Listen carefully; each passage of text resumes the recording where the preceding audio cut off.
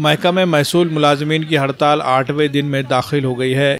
इसी ज़िमन में collector office के सामने एक रोज़ा एहतजाजी मुजाहरे का इनेकाद किया गया। अपने मुख्तलिफ मुतालबात को लेकर महकमे महसूल के मुलाजमीन गुज़िश्ता 8 दिनों से हड़ताल पर है। नांदेड़ में हड़ताल के 8वें दिन इन मुलाजमीन ने ज़िला इंतज़ामिया को मुतवज्जह करने के लिए आज एक रोज़ा एहतजाजी मुजाहरे का इनेकाद किया। महसूल मुलाजमीन के कुल 17 मुतालबात है जिन्हें वो हुकूमत से मनवाना चाहते हैं। महसूल मुलाजमीन की हड़ताल की वजह से सरकारी दफ्तरों में आम लोगों के कामकाज में खलल पड़ने लगा है। इस दौरान ये भी खबर मिली है कि महसूल मुलाजमीन की यूनियन के अहदेदारान की रियासत के वज़ीर महसूल से मुलाकात होने वाली है। इस मुलाकात में होने वाली गुफ्तगू से मुस्बित नतीजा जब तक बरामद नहीं होगा उस वक्त तक ये हड़ताल इसी तरह जारी रखने का इशारा दिया गया है।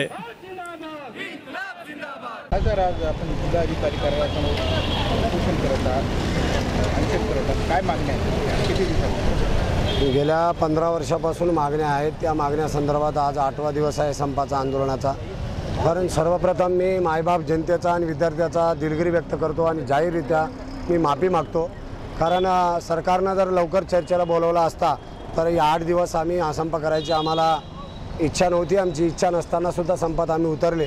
उद्या आमच्या सर्व मागण्यासंदर्भात माननीय मंत्री महोदयांनी आम्हाला चर्चेला बोलवले आहे। उद्या 23 तारखेला सकाळी मंत्रालयामध्ये 11 वाजता आमच्या 17 मागण्या आहेत। या मागण्यासंदर्भात चर्चा आहे।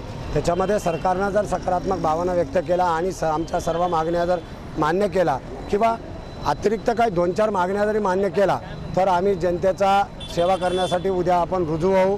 आणि सुट्टीच्या कालावधीमध्ये शनिवार रविवारमध्ये जेवढे काही विद्यार्थी आहेत जनतेचे मायबाबाचे जेवढे काही प्रलंबित कामं आहेत ते कामं आम्ही 100% पूर्ण करू। आणि आम्ही सर्व कर्मचारी असं शपथ देता आश्वासन देता की आम्ही जनतेला कोणत्याही प्रकारचा नुकसान होऊ देणार नाही।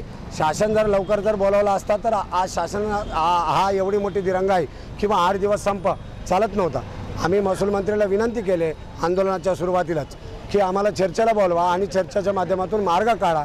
परंतु मंत्री महोदयांनी 23 तारीख दिल्यामुळे ही संप जवळपास 8 दिवस चालला। उद्याही संप चालू राहणार आहे।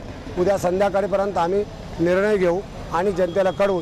आणि सर्व जनते मायबापाचा मी याबद्दल मी दिलगिरी व्यक्त करतो, माफी मागतो। राज्यात किती कर्मचारी संपावर आहेत? राज्यात 21,700 जवळपास कर्मचारी संपावर आहेत। जे कोतवालापासून पदोन्नती नायब तहसीलदारापर्यंत सर्व संपावर आहेत।